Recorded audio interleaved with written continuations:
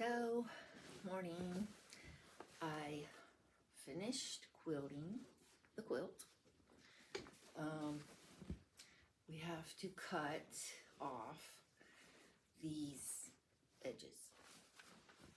So, we don't want all this extra edging on it. So we're going to do that. I'm trying to show you the back of the quilt as much as possible. Then the front of the quilt. You can't really see the whole thing, I'm sure, but we will bring the video over to my cutting table. And we're going to cut off these edges. Now, when I started the quilt, I took my sewing machine, I took the top, my quilt top, and I just zigzagged across the edges so the edges didn't fray so much. They still frayed a little bit, but they're not bad.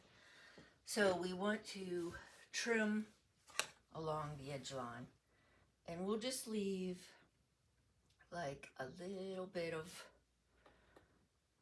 binding or batting showing at the outer edge, because the edges aren't always totally even though, you know, when you're quilting them, sometimes they get pulled one way or the other, so they're not always totally even. So we're going to just leave a little bit, maybe like a 1/16 of an inch or so. And we're going to cut up along here. I have my ruler with a little handle on it to help hold it down, because if you don't have something to hold it, it's going to slip. You know, you can hold it with your hand too, but sometimes I find these little handles, they have little suction cups on them, and you can release this to take it off or put it back on. Looks like an old-time telephone, doesn't it? So, okay, we're going to cut all the extra off. Careful, you know, holding this and moving your quilt so you don't cut it. So we're just gonna leave a tad out past the blue line so that we're not cutting anything extra off. Now up here there's like a little bit of extra hanging. I'm gonna trim that off.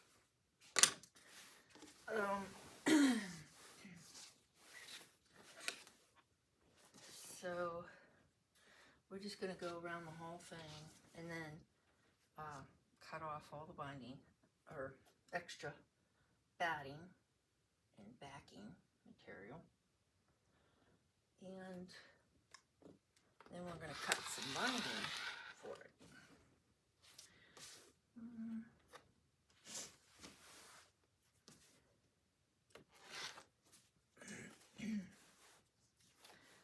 Sometimes I get just a little bit more than what I like in spots. Then I'll go back over and take that off. I must have really been pulling on it right here, because there's a little bit more than what I like. Alright, got one side done.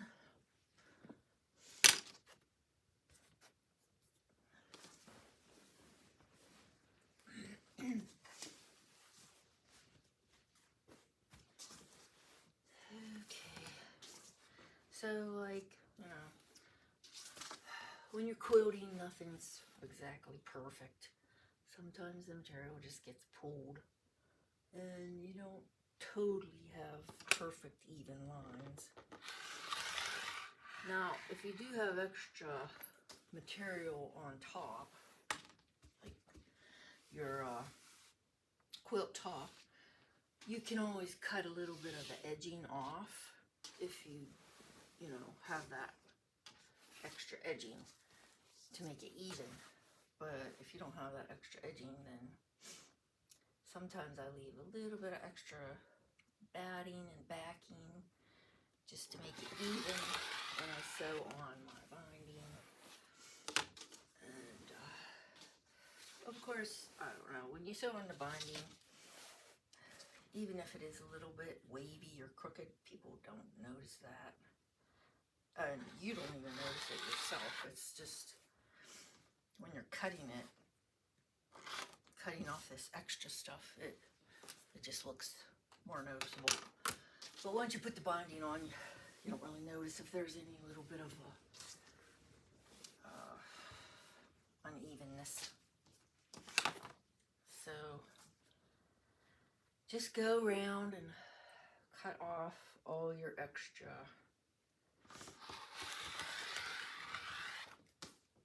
backing and batting that you use to hold your quilt hoop in, because that was the purpose of the extra. It's so you have something more material on the edges to hold your quilt ring while you quilt the edges, you know, because otherwise your quilt ring, you know, has nothing to hold on to if that's all you have right here, if you cut it off early. So I always leave a little bit of extra, you know, 3-4 inches, so that my quilt hoop or ring has a little extra material to grab onto. And then you just cut it off. Sometimes you can use, if it's wide enough like this, you can square it off and make patches for another quilt, so it's not totally wasted. So, or you can even cut it off in strips because that's a pretty wide strip. So you can also use that for, say, binding on another quilt, or on this quilt, I am actually going to use this material for binding, so I could still use it for the binding if I didn't have enough left over. But I do, so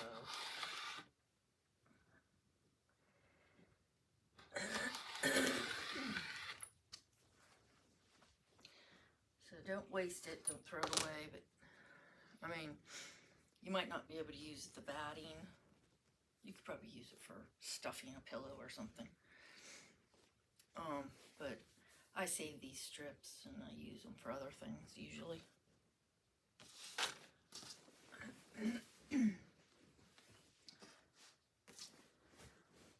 Make sure you don't have any quilts, extra quilt tucked in underneath while you're cutting, because you could cut the other side of your quilt if you do, if it's folded over.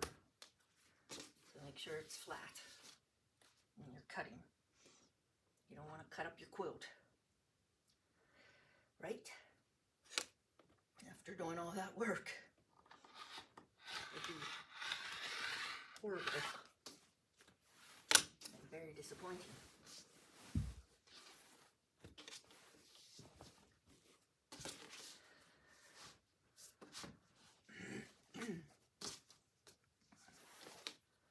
Alright, this is my last strip.